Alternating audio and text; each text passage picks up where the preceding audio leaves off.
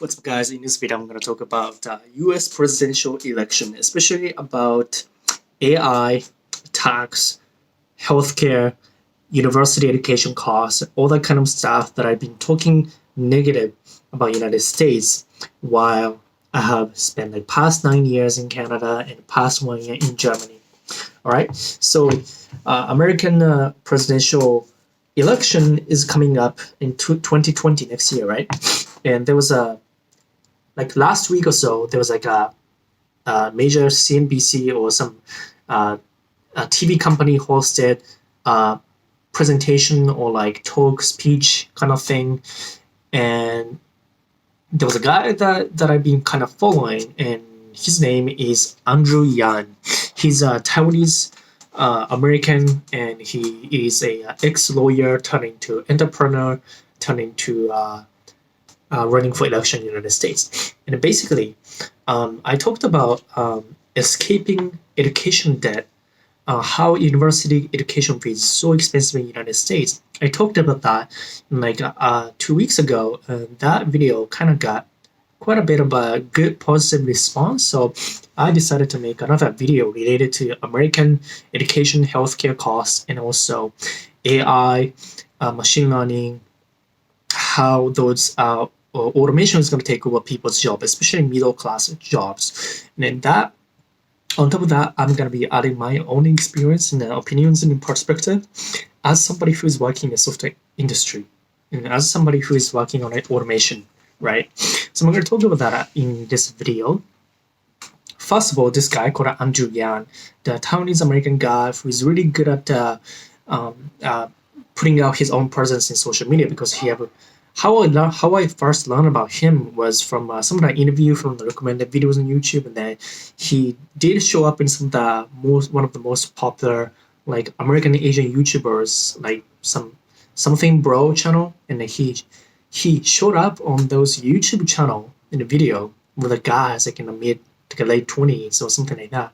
So I felt like, oh, that's so rare, because in an age of politics these days, it's usually we feel so distant from those politicians because they're so old, they're so formal, and they feel so aloof or something like that, right? And they feel like they feel like they don't belong to us because they have some prestigious educational background or whatnot. Their parents have been politicians in the case of George W. Bush. So it's kind of hard to relate to them because they are one of those top elites in the historical.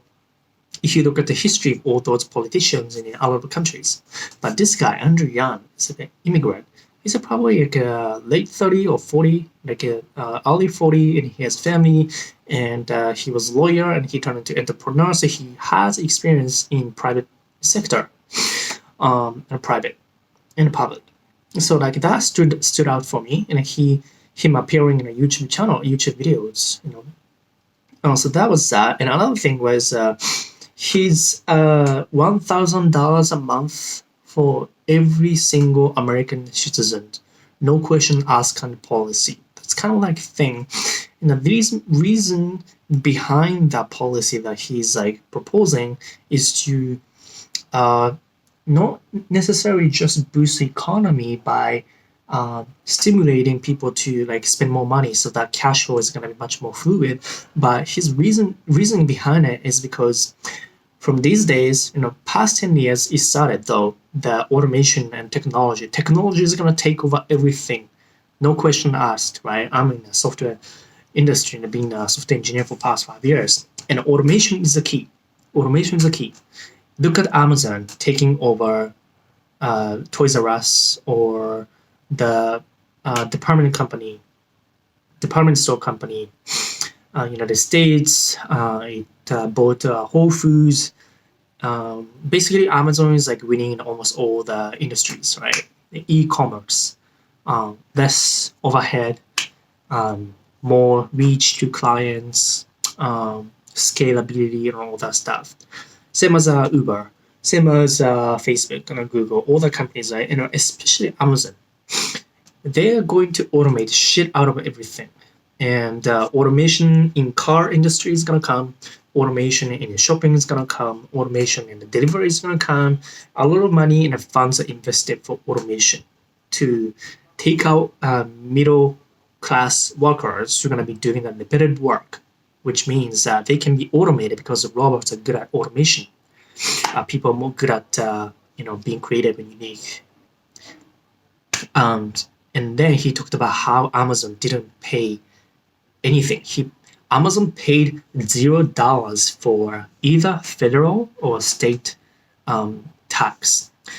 They paid for either state or federal, but he paid zero. They paid zero because, if there's a law to allow that to happen, if company invests every single dollar from the profit, if they reinvest everything instead of keeping them in the pocket, then they don't need to pay for federal or state corporate tax. That's what Amazon has been doing, so that they don't need to pay tax. Instead, they reinvest those money for further growth. And what's happening is that, yes, Jeff Bezos became he became the most richest guy in the entire world. I think it might have changed right now because the stock price in Amazon maybe going up and down, fluctuating. But basically, money is going to those companies, like tech companies, Google, Facebook, Amazon, right? Apple. But if we, at fundamental level, our human, like our brain, right? If we don't upgrade our brains and educational system and social system to keep up with those automation kind of thing that's happening since 5 years, 10 years ago, we are going to be useless in capitalism world. Because robots gonna take about a lot of stuff like in banking, grocery store thing, shopping, all that stuff is gonna be taken over by robots, right? Eventually. So you don't need a taxi driver. You don't need a cashier, because cashier is gonna be replaced by those computer, right? Think about McDonald's. They have touch screen to order something, and you just need to go to the counter to just get your food that you ordered and you already paid. So those people, cashier is going to be replaced eventually. Truck driver is going to be replaced by auto driving car eventually, like a Tesla is doing, right? So eventually, taxi driver or Uber driver is going to be even replaced by auto driving Tesla taxi, because that's going to be cheaper. You don't need to pay wages for human, right? Same thing is going to happen for a lot of industries. Like it could be hotel, a lot of repetitive work. You don't need a lot of people. So if we are not changing our education system, if we are not reinvesting those money, profit made by those companies to people, then who is going to get a job and then pay for their own lives? And this is going to be an issue, big issue. And as a software engineer, I know that my future kids need to learn about computer programming, because IT literacy is the I think number one most important skills, even already right now at this point. There are not many good jobs already. Doctors and lawyers gonna be there, but not so much like spike in demands. Accountants or like a lot of other stuff like administrative jobs gonna be replaced, right? So only thing that is 100% positive at this point, I'm not saying that's the only job that's gonna be there, but only job that has good prospect is software engineering, like computer science, IT, anything related to tech, especially software. So coming from the background, I really agree with what Andrew Yang was talking about in terms of reinvesting money to educate those people, like spend money to retrain them to get up and running, so that they can get paid for work and then they can make a living. Otherwise, they're gonna be left off, and technology is gonna take off. And just the gap between the rich and the poor, the basically what's going to happen is that middle class people is not going to be able to have jobs anymore, because after 10 years, maybe 5 years, or even like maybe 3 years, I don't know, but definitely 5 years, a lot of middle class people is going to lose their jobs by replaced by more efficient and effective automated things.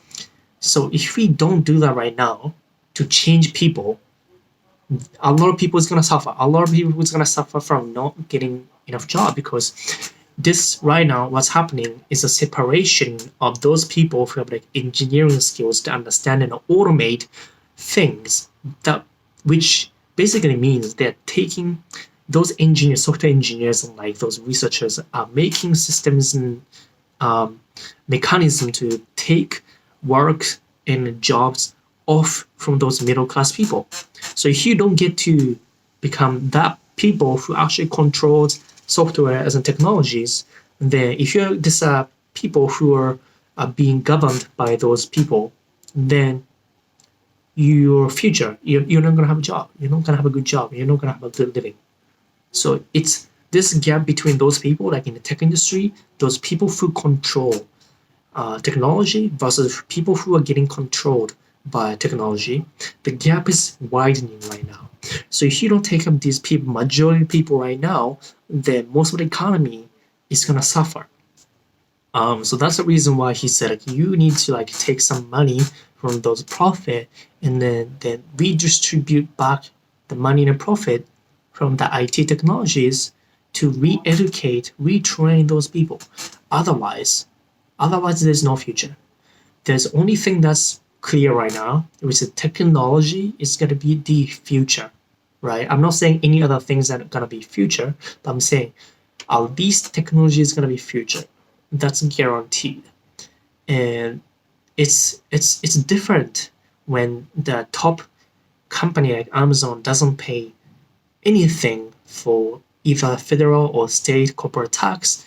They're keeping all the money to themselves to even automate and take away jobs from middle class people. And that's gonna be even much more obvious as time goes by. So this is a really important thing, guys. Automation is coming, and if you're not the person who is the other side who are controlling technology, then you're gonna be controlled by technology. So it's either or, really. So you don't want to be a consumer, you want to be a producer side. So you can take control of your life and stuff like that. And then this is just one problem, one of the many problems that the United States have. But one of the biggest thing is how to use money properly to educate people to be aligned with this modern like technology era, right? Technology has changed everything.